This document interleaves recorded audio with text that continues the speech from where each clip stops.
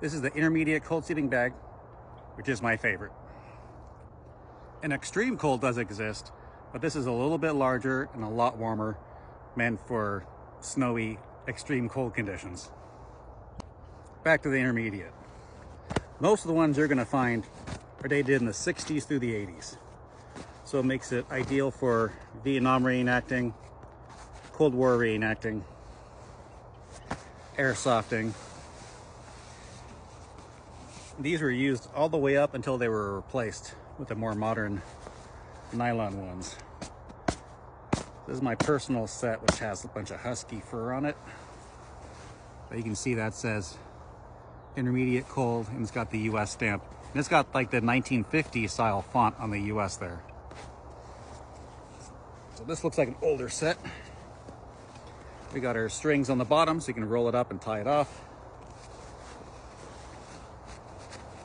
You got your face hole for when you're sleeping. You have snaps covering up the zipper for the extra little bit of insulation.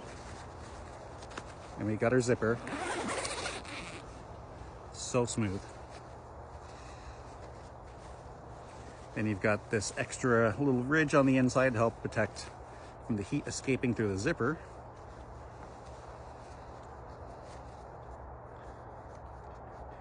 Inspection tag.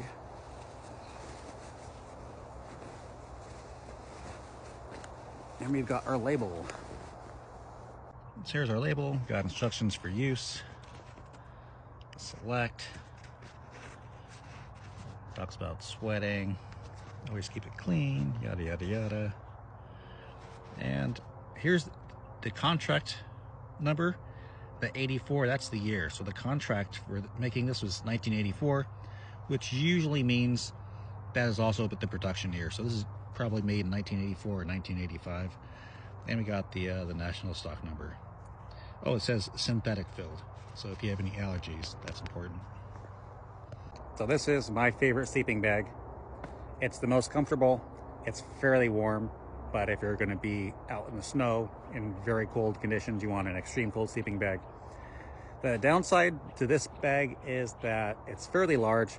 As much as you try to compact it down, it's still going to be very big. If you're taking the family camping and you got 4 of these in your vehicle, that takes up a lot of space. And if you're on a hike, putting this in your pack in order to hike, it eats up a lot of space there too. That's why there's sleeping bag rolls that are, even as going as back as M56 gear, that will roll over your sleeping bag and allow you to attach it to the outside of your ruck so you don't eat up a lot of space inside your ruck.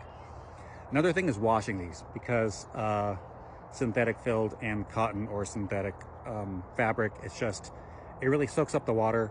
So washing it and trying to dry it, it takes a long time drying it, whether you're trying to hang it outside on a nice warm summer day or spring day, or you're trying to tumble it in the dryer and then you have to turn it inside out and tumble it again and turn it back the regular way and tumble it again. It takes a lot of time, a lot of energy, and it's a huge hassle cleaning it.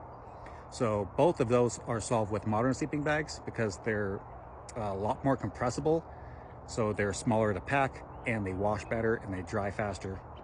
So that's the advantage and disadvantage with this. But even still, this is just one of my favorites. And if I'm going to reenacting or going camping, I'm going to grab this over top of the more modern Marine Corps one. Unless I have to hike it, then I'm going to splurge for the Marine Corps modern sleeping bag, simply for space and having to go on a hike with it. So there you go. There's the intermediate cold sleeping bag. And these are available surplus. I highly recommend you pick up one of these. If you do get an intermediate cold sleeping bag or an extreme cold sleeping bag, I recommend finding one of these covers. They're a lot harder to come by. I've picked these up whenever I've found them, and sometimes it's been in some oddball places. But this is the sleeping bag cover, which helps dirt and dust and mud from getting onto your sleeping bag, so you won't have to wash your sleeping bag as much. You'll just have to wash the cover, which that makes it a lot more convenient. So these have snaps, and they will snap into the snaps you already have on your sleeping bag. And they also have little grommets for little eye holes.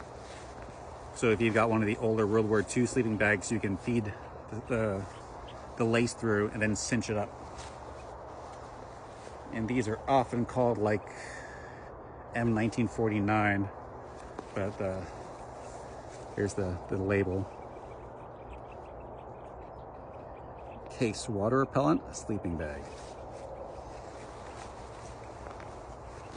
And there you got the little hood for the top. And we'll go all the way down to the bottom. And this got the thinner US font.